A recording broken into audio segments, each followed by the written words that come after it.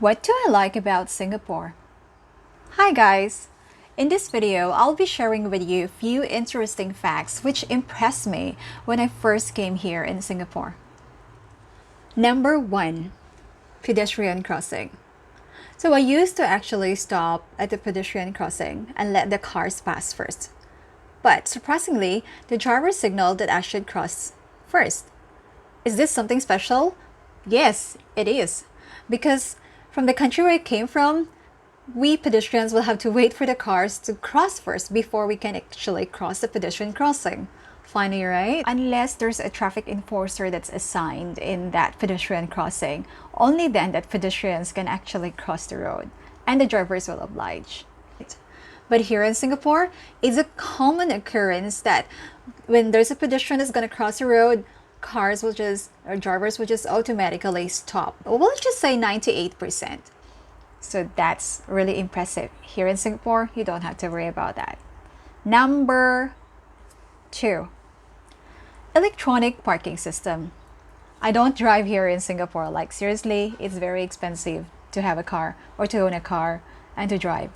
But most importantly, their electronic parking system is very efficient. Every car has its cash card that would allow you to enter and exit from the parking space without any hassle at all. The reader will just read and deduct the amount that's in your cash card and then the gantry will just open. Nice, right? Number 3. Housing types in Singapore. There are different housing types in Singapore.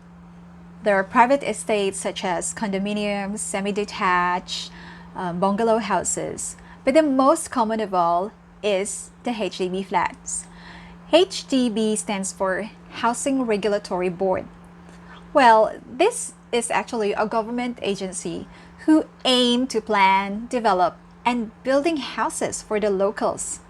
So when I first showed the photo and the video of the HDB flat to my mother and to my parents, they thought that it's a condominium. No, it's an HDB flat. And for us from a third world country, my parents thought that it's a condominium.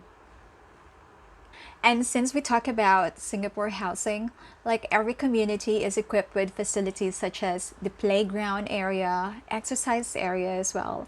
And they have their function hall where they can conduct weddings, funerals as well. And they also conduct their Zumba and other events in that function area. And it's clean, it's so well maintained, and it can be used by anyone in the community. You won't get wet when it rains because they have connecting footpaths and it is sheltered to connect from one block to the other.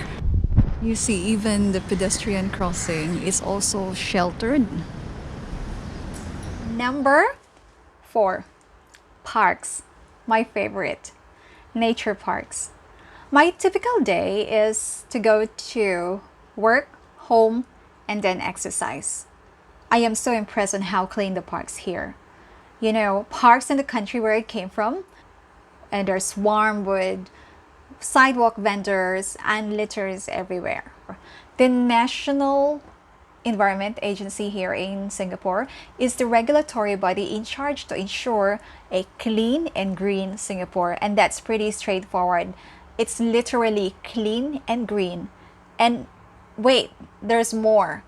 They have well-maintained landscaping. They clean the rivers.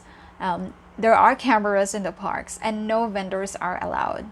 And it's just really breathtaking. And one last thing about parks, dog owners who walk their dogs in the parks, they are required to clean their dog's poop, and that's why they have to bring plastic bag. And I mentioned this in one of my blogs in my weekend routine as well, that they really have to maintain cleanliness, otherwise they will be penalized. Number 5. Cleaning of Singapore River. So the estate where I'm staying is pretty close to the riverside, and every weekends I can see this uncle who regularly clean this river in that area. And this is part of Singapore's effort for a clean and green environment. This started since 1977 when their late Prime Minister Lee Kuan Yew called for a cleanup of Singapore rivers. Oh well, in fairness, the Philippines had just started the first coastal cleanup. One was in Boracay and second was at the Manila Bay. Well, I hope that this is not just going to be a one-off activity, but I also believe that this is not just the government's responsibility, but each one of us and Filipinos, every people have the responsibility to take part for a proper waste disposal so as to have a sustainable and clean environment. Number 6 and the last one, it's respect for the elderly.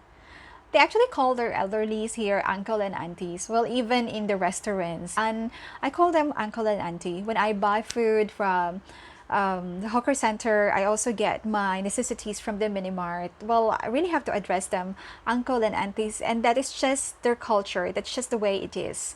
You know, and I really feel good about it. And I do have a friend as well who's got children. And automatically, the children will just call me Auntie Jane. And well, thanks for that. I feel so good.